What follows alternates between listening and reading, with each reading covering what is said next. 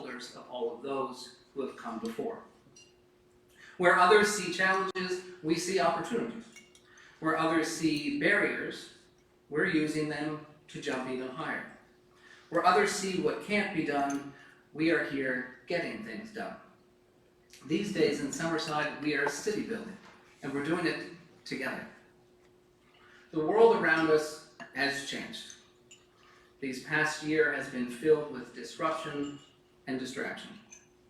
Our news feeds these days are filled with sycophants who are trying to dismantle social norms and values.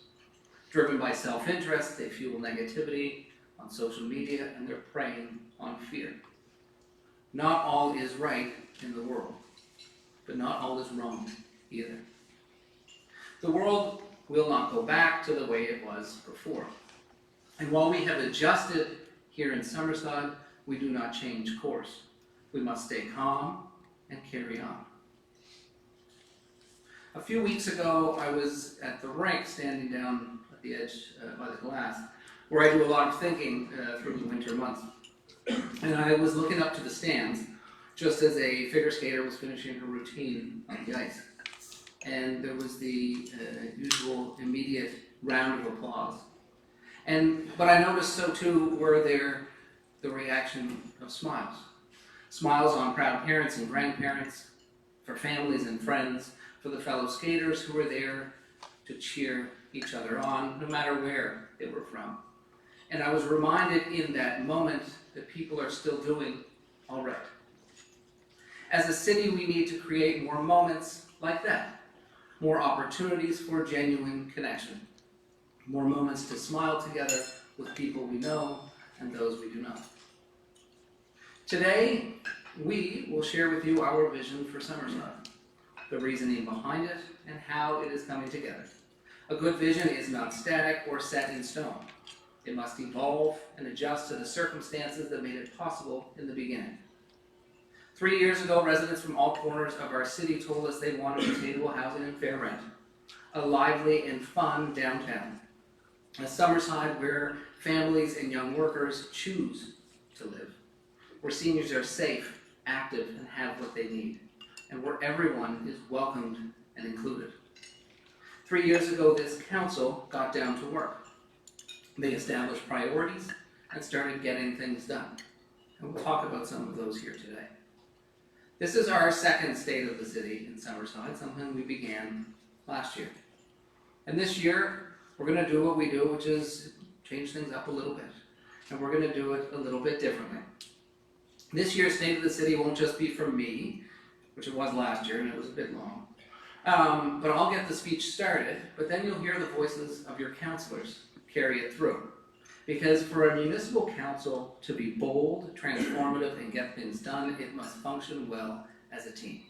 And this is our team, and it is your team. So thank you for coming today. Our first priority, should come as no surprise, is to increase attainable housing and make sure we put in the proper investments for core infrastructure and services to support it. And I am so proud of what we have been doing for housing here in Summerside. And while there's still a long, long way to go, particularly in terms of affordability, the work this council has put in to create more attainable housing has been impressive. Our housing strategy has two basic goals. First, it was to increase and accelerate household formation. Young people need to get into home ownership or an appropriate rental at an earlier age. They need to be able to afford a place to live so that they can afford to start a family. If we do not accelerate household formation, young people will continue to start families later and later, or perhaps not at all. They won't come to Summerside, and those that grow up here will have a lower chance of staying to raise their family. The second goal of our housing policy was to diversify the forms of housing in our community, to meet the reality and the needs of today, but also of the years ahead. Older adults need more housing options that are affordable, accessible, and appropriately sized and designed for their lives. We have to diversify housing forms across our city for seniors, be it more ground egress duplexes, multi-story elevator-supported buildings, secondary suites and garden suites that can bring people closer to their families, and smaller homes. And the same is true for our young people. The cost of building a single-family home or financing a single-family home today is out of reach for so many. The costs of borrowing and building a single-family home are something that we have little control over here in Summerside. What we can control is how we promote the creation of more mixed forms of missing middle housing across our city, and that is what we have been doing. This past year, we made difficult but significant changes to our official plan, created and passed an entirely new zoning bylaw to build a more inclusive and connected city for our future. By promoting gentle density, we will have a city where kids, parents, and grandparents can live in the same neighborhood or on the same street, in types of housing that work for them where they are in their life, that they can afford and enjoy. It is not about the houses. It is about the lives of the people inside them. Those are the people we all care about. However, on housing, the long-term focus must be supported by immediate action. And that has also been part of our strategy, and one that has delivered. In 2023, Summerside led PEI with housing starts with over 500. Last year, it was 193. As a result, our vacancy rate in our city has edged up from 0.7% to 1.2. It needs to be closer to 4 to improve affordability, and that's especially important here in Summerside, where most and many of our residents are renters. We know we need to build approximately 200 housing units per year until 2031 to meet the needs of our growing population and improve affordability. Today, we are slightly ahead of target because we have been aggressive, bold, and nimble. It is important to recognize that, however, the pace of growth we see today is not sustainable in the long term and is not intended to be long term. Building unit numbers will decline as vacancy rates move up, rental prices will stabilize and move down, and our policy changes deliver more varied forms of missing middle housing for renters and owners. And this is already happening. The starting pace of new, larger multi-unit buildings is slowing, and the number of single-unit, semi-detached row houses, secondary suites, and garden suites is increasing. This is a good thing. This is a good and proper balance. Our strategy was quick to respond to the housing crisis, but also smart enough to keep up with the long-term needs and pace of future development. We can act fast and smart at the same time. The strategy has also been really good for our local economy. Businesses need people and people need places to live. The cities that have housing will be the ones where people can succeed and where commercial investment will bring new opportunities and new possibilities. The past 2 years we have seen historic investment in Summerside. In 2023 we shattered our previous records and eclipsed $100 million in building permit values issued in a single year. In 2024, we did it again, while also seeing the single biggest annual commercial investments ever. Creating an environment where people want to invest and becoming a national leader on housing is important, but it has not been easy. We have made some very hard decisions, but I often think someone else can make the easy ones.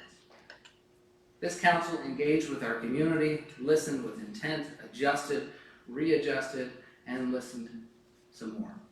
I understand not all residents are going to be happy with all the decisions we make or we made, and that's okay.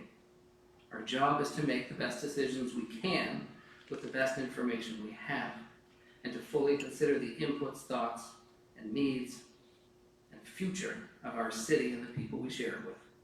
So I'm proud of the results, and I'm also proud of our process. Our Made in Summerside approach was only made possible because of our team, this council. We have a group of councillors who think and act independently. They respect each other and each other's positions and opinions. We know that it is not our role to agree on everything because we don't. but mutual respect and commitment to our priorities has allowed us to march forward together, whatever the next difficult decision is or the past difficult decision was. This council has shown that a team can and must have different opinions, different positions, different perspectives, and even vote differently, even when they represent the same people. And that is how good government works. I think others could take note. That's not in my remarks, I just added that. But we cannot build housing without the necessary infrastructure to support it. A house has no value if it is not connected to the rest of the community. And at this point, I'd like to welcome up Councillor Justin Durand, our representative of Planning and Technical Services, and Chair of Planning Board, to the podium. We're going to use the two podiums here. Welcome, Councillor. Thank you, Mayor Kuchner. Just said everything I was going to say, so. I have some more. Thank you, Mayor Kuchner, and welcome everyone. This past year, our housing policy work helped Summerside secure $5.8 million from the Federal Housing Accelerator Fund, which is going directly to core infrastructure to support the needs of our growing community and directly to residents to help them pay to create secondary suites and garden suites. In addition, our policy work has positioned us in the best way possible for further infrastructure support programs like the Canada Housing Infrastructure Fund from both the federal and provincial governments. We need stable, predictable funding programs for core infrastructure and are encouraged by the ongoing partnership with both other levels of government. But the biggest investment in core infrastructure has been ours, the East-West Corridor. A project decades in the making, this year it's scheduled to be completed ahead of time and under budget. The corridor will open up 300 plus acres of land for future infill development and build a new, inclusive and connected neighborhood. Improve safety by connecting dead-end subdivisions with new exits. Improve critical access to emergency services and reduce response times for police and fire to get to thousands of residents. It's already the future site of 2 new emergency services buildings. It will better connect people to services, schools, and their neighbors. It was recently identified by the Department of Education as an excellent location for a new school, something we all know we need. It's also allowing us to expand Rotary Park, one of our true community gems. As the corridor develops, it will also generate revenue by increasing our property tax base that will support our long-term financing needs. And there will be additional financial recovery through latecomer development charges. This is not a short-term response to a housing crisis. It's a smart city planning with multiple benefits for our community. While we must plan and prepare for the future, we must also ensure that our current infrastructure is reliable, strong, and funded.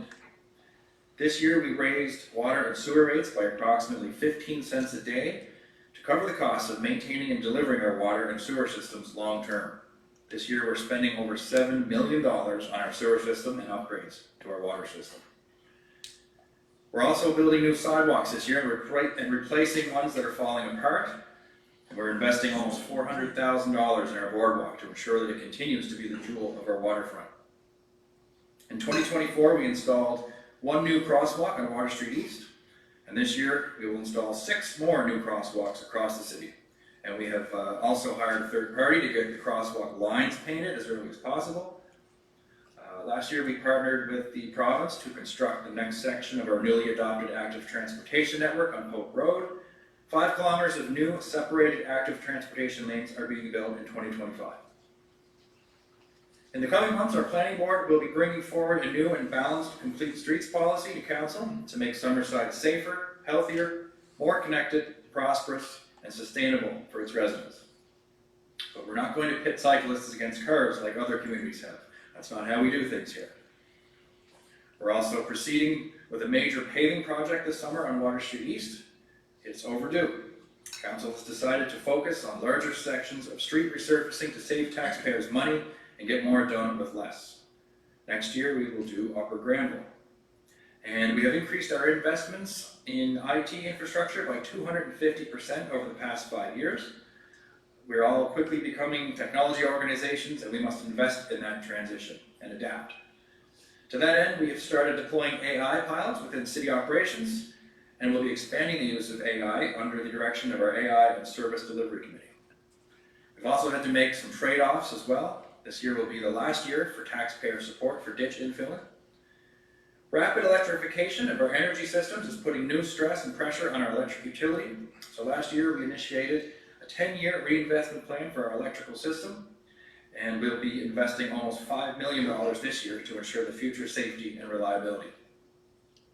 Owning our own utility gives us energy security, the ability to manage and recover faster after severe weather events or maritime electric equipment failures.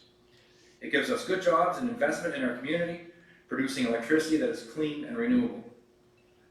Last year we turned on Sunbank, a 21 megawatt solar farm with a 20 megawatt hour battery, powering over 2,500 homes and removing approximately 1,700 cars worth of emissions. Without Sunbank, we would have not been able to keep the lights on during the recent maritime electric transformer failure. There's no overstating how valuable Sunbank has been already. And we're now working to determine the best way forward to build new generation assets and exploring green hydrogen with private sector and government partners. And perhaps most importantly, we will continue to push IRAC, the province, and Maritime Electric for open and direct access for our publicly owned utility to the publicly owned undersea cables that connect PEI to New Brunswick Power. For over 100 years, our electric utility has been a cornerstone of our community. To ensure its long-term success, we have created an electric governance review committee to consider the best organizational structure for our utility so that it will continue to be 100% owned and operated by the people of the city of Summerside for another 100 years.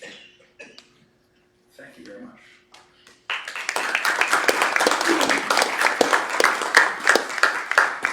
Thank you, Councillor Durand. When you turn on your tap, clean drinking water comes out. When you turn on a light switch, electricity flows and the lights come on. When you do core infrastructure, well, it's something that we rarely talk about. But core services are very different. When you think about them, you need them right away.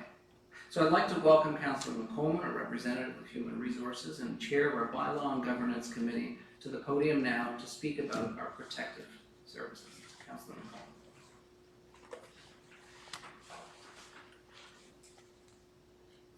Thank you, Mayor Kuchar.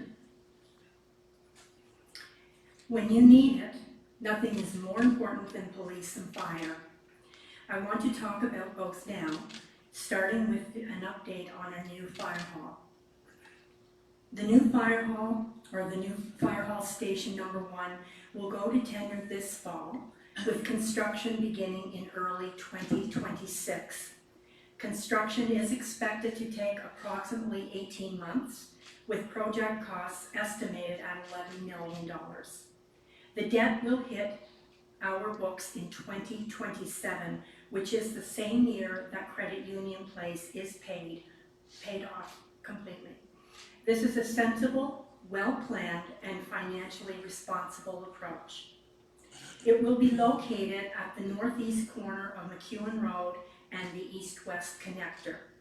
The central location supports our long-term vision for growth, emergency preparedness, and public safety, and it's best positioned to get our firefighters to the hall and out as quickly as possible. It will include cutting-edge training areas, modern equipment, storage, and enhanced operational spaces, ensuring our dedicated firefighters have the resources they need to continue their vital work. As of this year, our fire services currently has a full complement of firefighters, with 60 members who responded to over 400 calls for service last year. Almost 20% of those calls were medical first responder calls. We need to call on the province to provide compensatory financial support for this work, or to transition it to Island EMS. We are not funded for this role, and it is not sustainable for us to continue taking it on. The good news is that Island EMS has purchased the property adjacent to our new fire hall. creating an opportunity for enhanced coordination of emergency services. We are very excited to see them break ground. Our fire services and police services recently supported our citywide emergency management operations tabletop scenario exercise. We have completed updates to our EMO plan and will continue to invest the time in preparing and practicing so that when we need to respond, we are ready. Our police department has also been busy taking on new and ongoing challenges. Our new cadet recruitment program with the Atlantic Police Academy has helped stabilize our recruitment and retention challenges. We have trained 3 of our own police cadets, with 3 more currently in training. We now have a fully staffed and fully funded police department. This past year, we initiated a policing needs assessment led by a criminologist from Dalhousie University. This work has been extremely valuable, and it is forming a critical part of our new action team for safer neighborhoods, chaired by Councillor Carrie Adams. This team involves police experts and community members who are engaging with residents, schools, and organizations across our city. The team is focused on structural issues and root causes of crime and on finding the right balance between proactive prevention, enforcement of laws, and collaborative problem solving. Its work will foster a safer, cleaner, and more orderly city. Unfortunately, homelessness continues to be a challenge. These issues are not unique to Summerside, but we are trying to tackle them head on, with empathy, understanding, but also with accountability. The root causes and social responses to homelessness are responsibility of the provincial and federal governments. They need to do more. Our police officers are increasingly having their time taken up responding to mental health and addictions issues, and they cannot sustain this. But we, as a city, must also be accountable to do what we can. This year, the 3rd phase of the Lighthouse project will open. This project happened because we took a calculated risk to get federal money we received under the Rapid Housing Initiative into the hands of community partners. We also put up the land, working together 24 units of affordable housing for women and children who have fled domestic violence or experienced homelessness will open this year. But our community is not done. We are working with the Boys and Girls Club to find new ways to expand this project further, because we know that when we break the cycle of dependence, violence, and poverty in children, we build a better community for generations to come. We are also working again with the John Howard Society to address youth homelessness and have continued our Vulnerable Population Grant, which puts money directly into the hands of organizations helping those in the greatest need. While we must support and advocate for the needs of our most vulnerable, we will not ignore the negative impacts that encampments are having on our city. We have decided that our parks and community spaces are safe and welcoming for everyone to enjoy, visit, and play in. They are not a place to live. We have been removing and cleaning up the encampments and will continue to do so. The opening of the new emergency shelter now offers a suitable place to go. It is a good example of what can be done when the province or the provincial government and city government work together. We thank the province for making this happen. For the past 3 years, we have been asking the province to establish a joint enforcement team to target mid to high-level drug traffickers. We are very pleased to see this included in the most recent budget as we continue our collective fight against illicit drugs that are ruining too many lives. We will also keep calling for more funding for police services, for SCAN legislation, for mandatory treatment, and for legislative amendments to prohibit open-air drug use and drug-induced intoxication. Lastly, I want to thank Chief Sinclair Walker for his 45 years of service with the Summerside Police Department. He retired yesterday. His leadership and commitment to our city were second to none. He has been a great chief of police. Last week, at his reception, the number of people who filled City Hall to say thank you was incredible. I also want to announce that our new Chief of Police, Jason Blackyear, started today, and he's here with us today. And after an extensive national search, we found that Jason's experience and commitment to our city were just what we need. He is a great officer, he has been an excellent deputy, and we are proud to call him the Chief of Police for the City of Summerside.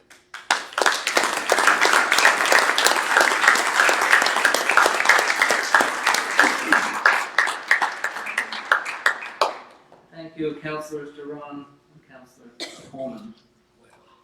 Our second priority is to animate and transform our downtown waterfront and local economy.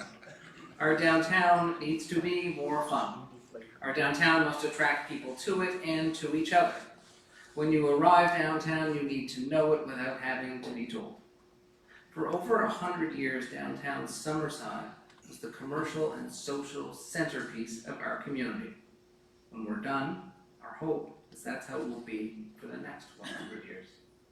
I'd like to welcome Deputy Mayor Corey Snow to the podium to talk more about the work he has been leading as chair of our downtown transformation team and talk about where we are going next and some of the challenges we need to solve. Welcome, Corey. Thank you, Mayor Kuchar. Welcome again, everybody. We must capitalize on the momentum of our recent growth and our track record of being bold and make downtown Summerside a proud attraction point for residents and visitors to eat, drink, live, work, stay, and shop. We've gotten started, but we need to keep pushing to get it done. Next month, construction will be complete at Shipyard Market. Sorry guys, we skipped a little bit there. Construction is underway on the Regent, a 5-story, $20 million mixed-use project in the heart of our downtown. The Regent is a game changer made possible by the investment from the private sector in the city. Construction is also underway on a new luxury residential and mixed-use development that is currently under construction at 68 Water Street called the Boardwalk. Next month, construction will be complete at the Shipyard Market with almost $1 million invested in the transformation into a year-round restaurant, event space, and bar, made possible by the vision and attraction and the action of the city without any cost to taxpayers. This morning, we announced that Bogside Brewing and Pathfinder Foods will be taking over the food and beverage operations at the Silver Fox, renovating the space, expanding the offerings, and bringing another new dining and gathering space in our downtown and to our waterfront.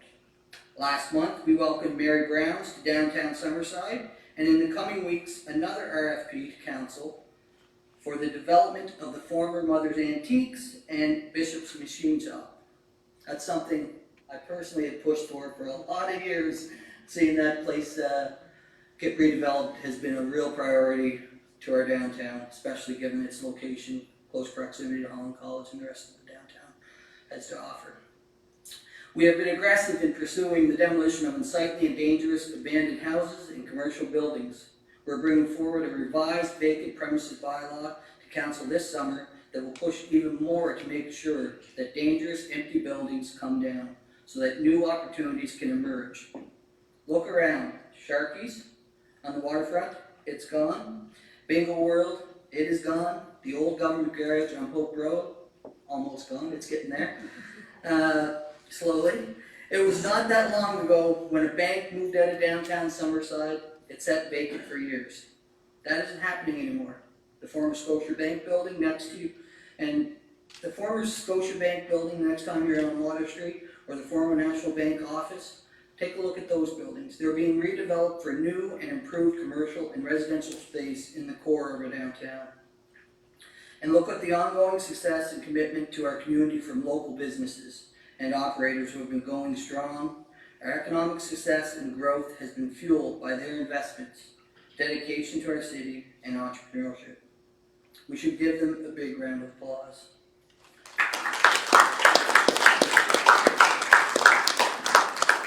The transformation is well underway, but we're still just getting started.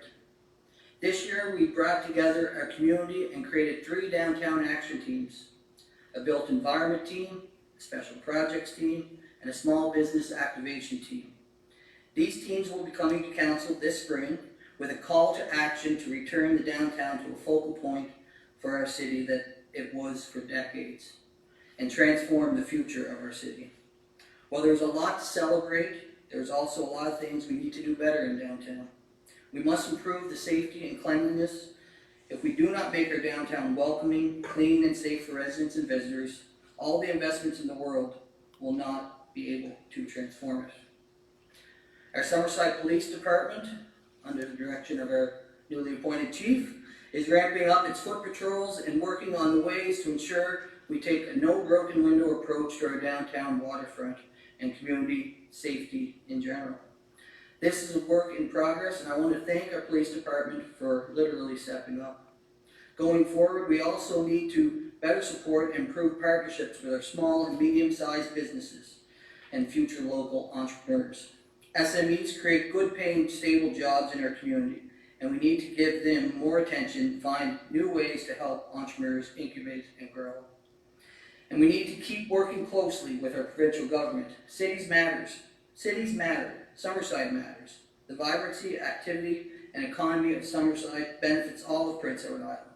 The vibrancy is a radiating and re-emergence of our downtown, and when it succeeds, our whole province succeeds. The provincial government also holds the keys of an opportunity to transform the most important historically significant building in our city, the Holman Building. We are excited to work together to eliminate dead space in our downtown, create new general ground level retail opportunities, and ensure there's even more high quality office space for people to work in our downtown now and others to join, because they help fuel the neighborhood economy. Thank you.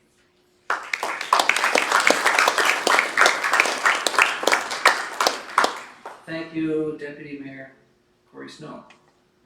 Our third priority, we have 3. So our third priority is to create a more healthy, inclusive, and creative city.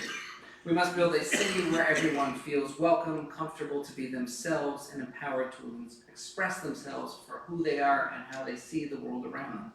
This is what makes a community interesting and vibrant. So I'd like to welcome Councillor Nick Cameron, representative of Culture and Diversity, and chair of our Inclusive, Diverse, and Accessible Community Committee and our Youth Advisory Committee to the podium. Welcome, Nick. Thank you, Mayor Kuchar. Creativity and expression reflect who we are and connect us with each other. This priority must be nurtured, celebrated, and expanded, because cultural vibrancy doesn't happen by accident. It requires partnership, passion, and deliberate work to make it so. And here is what we have been working on. This year, Council initiated the development of the public art program and policy, and initiated a number of public art projects in our downtown. This was made possible by our new $100,000 Public Art in Downtown Beautification Fund. The fund was such a success in the past year that we have expanded it in this year's budget to $130,000. New art installations, temporary and permanent, will continue to expand in our city and downtown, creating points of discussion, reflection, and a sense of community and connection and will now be supported by our Public Art and Maintenance Reserve Fund. This past year, we partnered with Seafood Supreme on our waterfront and commissioned a new public art mural by Claude Picard, the first in many years. It's called The Irony of History, depicting the first time the Acadian flag was raised at sea and the passengers of a nearby British ship saluted. We also installed the Create to Get Closer Kids mural with École Tumel and Parkside, and the Lumineers, the little digital art and laser mapping show, and we'll be installing 2 new art pieces this summer, one titled Holy Mackerel by Patrick Burnett, and another Mi'kmaq-led art project. Along with the new community curator pilot project that started this year, we continue to expand the opportunity for new exhibits with artists from all walks of life in our community. We've been forging new partnerships and collaborations with our Acadian and Mi'kmaq communities, proclaiming August 5th as National Acadian Day in Summerside. We also have been raising the flag, the Acadian flag and the Mi'kmaq flag in City Council chambers, and changing the language on our Welcome Summerside signs to include French and Mi'kmaq welcomes. Yesterday, we were humbled to welcome the Red Dress Walk here in Summerside for the first time. May 5th is Red Dress Day, a national day of awareness for missing and murdered Indigenous women and girls. Last year, we entered into a collaboration agreement with La Belle Alliance and have partnered with the Acadian community in 3 public art projects and a number of cultural programs. The Art Festival, Ghost Walk, and the Diversity Festival. We have hired 3 new bilingual summer staff to serve the over 38,000 visitors we get with our cultural properties and activities again this year. Last year, I also took on the role of the chair of the Summerside Welcoming Inclusive, Diverse, Accessible Communities Committee. It's a bit of a mouthful, I call it WIDAC for short. The committee has brought together stakeholders and representatives from across the city. Our committee gathered insights and perspective of the diverse range of voices that reflect the people and ideals we hold dear, and we will be presenting our recommendations to council this spring. The core of culture happens throughout the year in a variety of city-led programming. The Old Fashioned Carnival, the Lobster Carnival, Mayor's Tea and Cultural Awards, the Yuletide Village, art shows and concerts in the garden, and the list goes on. We expanded our programming in 2024 to include the Canadian Indian Festival, and in 2025 we'll be hosting Diversity again, and the new Summerside Latino Festival in July, and a marching band in August, and a new cultural kids camp. We have acknowledged the need to seek out the LGBTQ2S+ community and be a better and more active municipal partner. This last year, we held our first Summerside Pride Walk in Summerside's history. We will be doing this again in 2025, as Pride Week initiatives have now joined our expanding signature list of programs offered in our community. We have also started planning for 2027, which marks the 150th anniversary of Summerside. This past year, we re-engaged with Music PEI to bring Music Week programming back to the city of Summerside. We hosted the Music PEI Songwriters Circle concert and award show, and we will continue to build on this renewed partnership and set sights working to attract the East Coast Music Awards to Summerside in the future.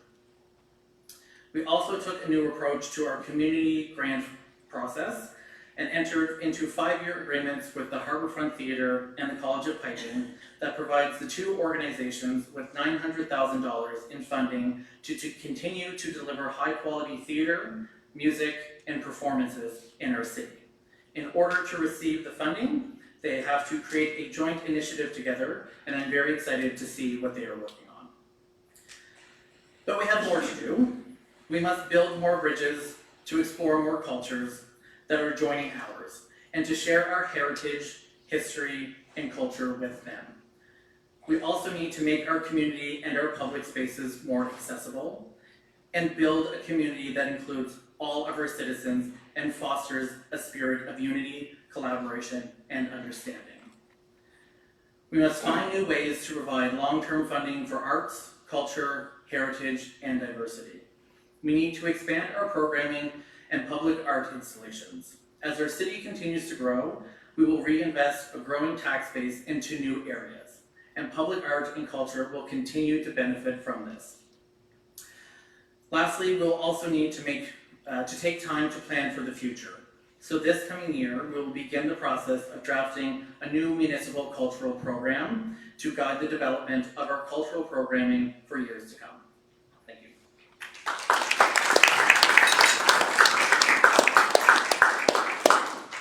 Thank you, Councillor Cameron. While it's exciting to look forward to new horizons in arts and culture, we must remain steadfast in our support for the core strengths that we have done so well for so many years. One way that we have welcomed everyone in this community and promoted social and physical health is through this incredible credit union place. Through our nationally recognized sports and entertainment tourism Summerside initiative, and through our parks and our green spaces. But there is always, like all things, more to do. So I'd like to welcome Councillor Carrie Adams, our representative for Emergency Services, and chair of our Safer Neighborhoods Committee to the podium. And I did just want to jump in if you're wondering why Councillor Adams is speaking on this as opposed to on the protective services. Councillor Trenholm was going to be speaking today. He's sick, he's got pneumonia apparently. So Councillor Adams was able to thank you to your employer for getting you out of what you had to be in, and we're really happy to have you here. So Councillor Adams, over to you. Thank you. We have earned a reputation for punching far above our weight class when it comes to sports and event hosting. This success is rooted in the vision of our facilities, the quality of our programming, and the strength of our volunteers. The highlight of the past year came on February 8th when Mississauga's Laura Stacey scored into an empty net to seal the win for Team Canada in the deciding match of the Canada versus US Women's Hockey Rivalry Series. It was much more than just a hockey game. It was a moment we shared our class, our respect, and our enthusiastic energy with the world. Experiences like this inspire the next Laura Stacey, who, if you've watched some of our girls in town play hockey, may just come from Summerside. Last year, we also reimagined Canada Day as a music-focused festival featuring an incredible lineup of local musicians, including Ali Walker's first hometown show. This year, we will welcome Blue Rodeo, along with other PEI and Canadian musicians, to our downtown waterfront for a free concert. I anticipate that Summerside, as always, will be the place to be and the place to watch from across PEI and Canada on Canada Day this year. As a lead up to Canada Day, Air Show Atlantic is returning this year to Slemon Park with the awe-inspiring Canadian snowbirds. Our city continues to get noticed. Named one of the top trending domestic destinations by Airbnb just a month ago, and featured as a top destination in Saltscapes magazine with the title Seaside Life is Our Vibe just a week ago. Although our growing partnerships are helping raise Summerside's profile as a destination, we still lack a signature attraction.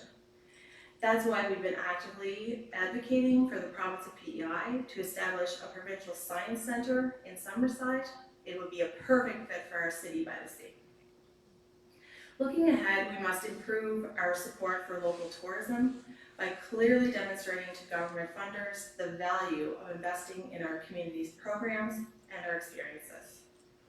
We must always remember, while big events draw attention, the heart of our community resides in everyday community experiences.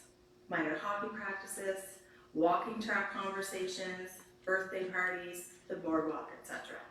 These are the things that connect us. We will continue investing in our facilities and programs to ensure we deliver the quality experiences our city is known for.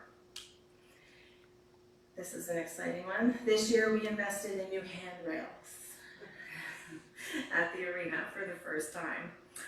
These handrails will make 8 sections of seating more accessible to those in our community who need a little extra help getting to their seats.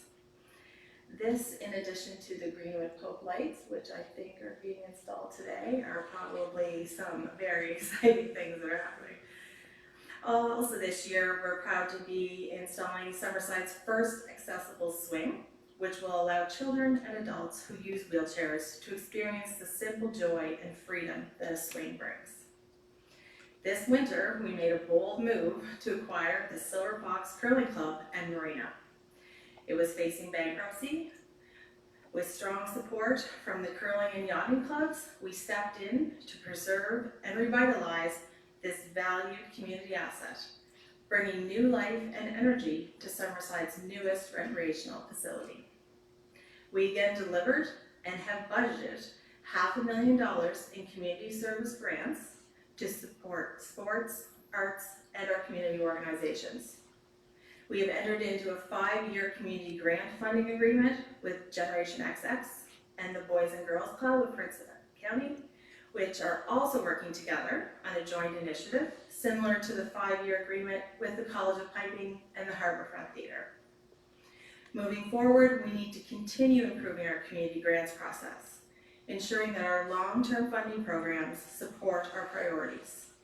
The status quo will not be the default decision maker. This coming year, we will continue to work on updating our parks and our green spaces plan. This winter, this process began by forming a new committee, starting from the ground up, asking what defines a park, who uses our green spaces, and why. How are they funded, expanded, and maintained? This summer, we'll engage the community with online and in-park surveys and learn from other cities to build a sustainable, long-term plan for Summerside's parks and green spaces. There's a lot getting done, but there's also still a lot to do. Thank you.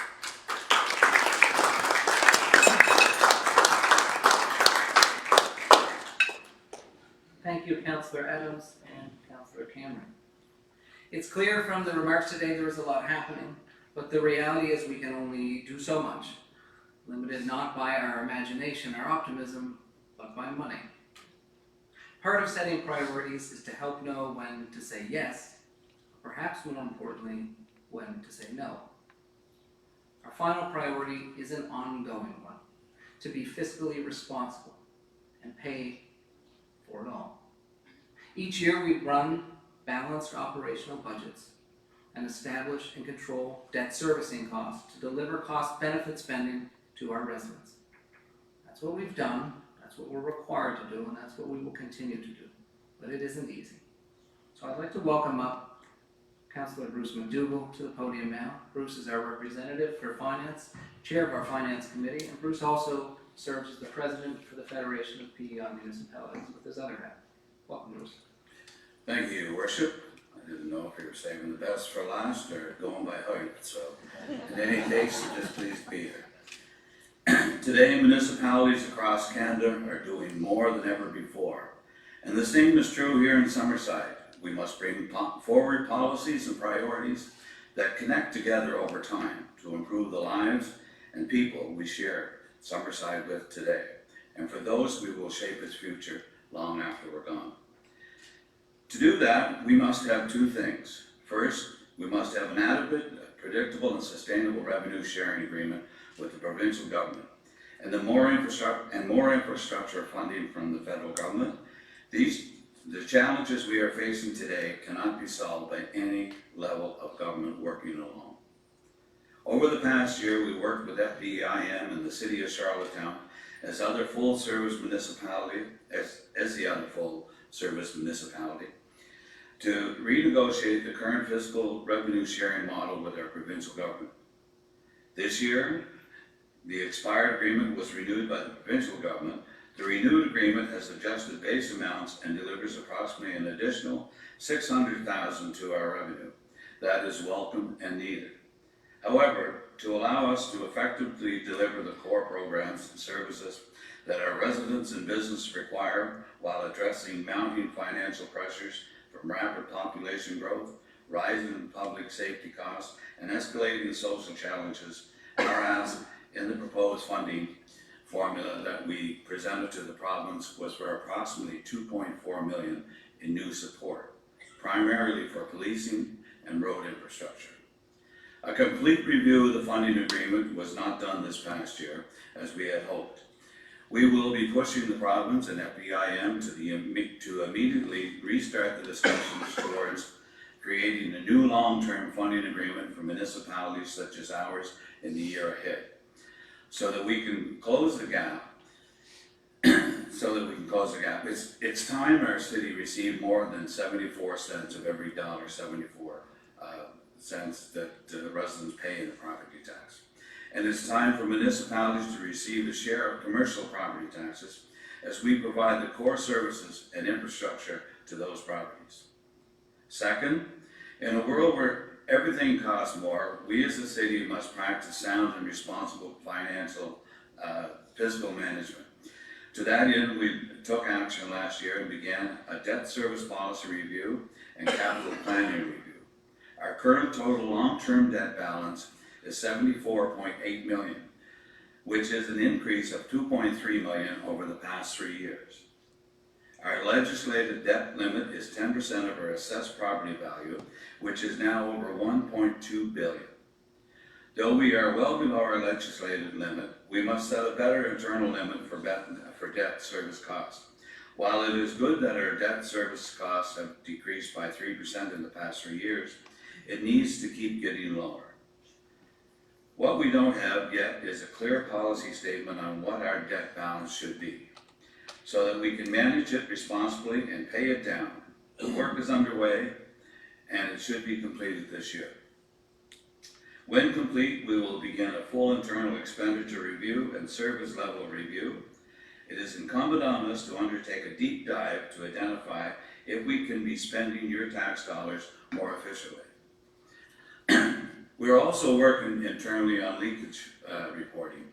This is essential to get a better understanding of in-kind and non-quantified services we provide. This will help us ensure alignment for our spending with priorities and goals. We recognize that we cannot just wait for other levels of government to create a better revenue sharing framework for municipalities. We must find new ways to generate revenue and programs to secure funding for our core needs. So we have been doing just that. We introduced a new tax levy on non-resident owned properties that has increased revenues by approximately $300,000 and set water and sewer rates to reflect the actual costs. Our Finance Committee is currently exploring a variety of additional revenue sources for funding that can benefit the city without placing additional tax burden on our local residents. As you have heard today, we are making significant investments in our community. This is being made by focusing on our priorities, making fiscal responsible decisions, positioning our city to align with federal and provincial funding programs, and by increasing revenue by growing our city and its tax base. As a result, we have not had to raise property tax rates in the city of Summerside. In the past 3 years, our change in revenue net of capital funding has increased almost $9 million. We must continue to invest appropriately in the core services and infrastructure in our city: water and sewer, electrical generation and transmission, emergency services and preparedness, roads, sidewalks and parks and green spaces, facilities and community centers and programming. We must continue to balance our budgets, even when it means making hard decisions. We wish we could do more, but we must do with what we have and do as much as we can. We must make investments for things we need today, catch up in the areas that were underfunded in the past, and invest in securing a stable and successful future for our city. So that is what we will do. I thank you, and that's the end of my remarks.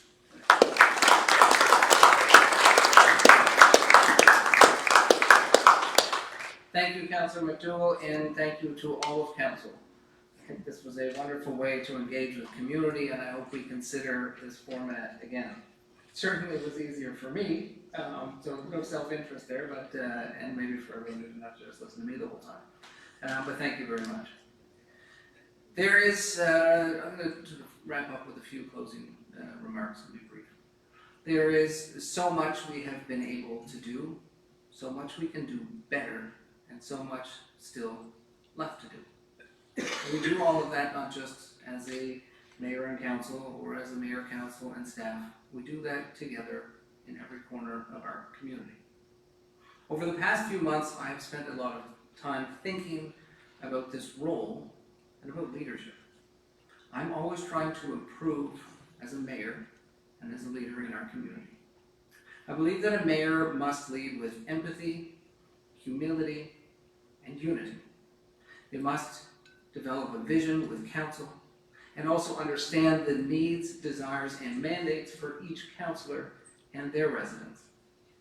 A mayor must empower the team to take on issues that matter most to them while keeping the ship on course, steering towards a bright horizon. I've learned this role requires three things. First, to recognize the privilege of being able to do something bold when something bold needs to be done, and to see it through. Second is to build a team of leaders. We don't go great places alone or forever. And third is to lead with moral courage. When you know why you are doing something, the how to do it follows naturally, and it will always be the right thing to do. I'm deeply grateful to work with a council and city staff who are thoughtful, representative, caring, and committed to action. The progress we've made over the course of the past 3 years, the priorities delivered on, the energy to keep moving forward, none of it happens without them, without you. I'm proud of what we've accomplished so far. I'm excited about the things we will do next and do better in the months and years to come. There are many more connections to be forged, moments to be made, and smiles to inspire. Thank you very much. Merci beaucoup. Have a wonderful rest of your day.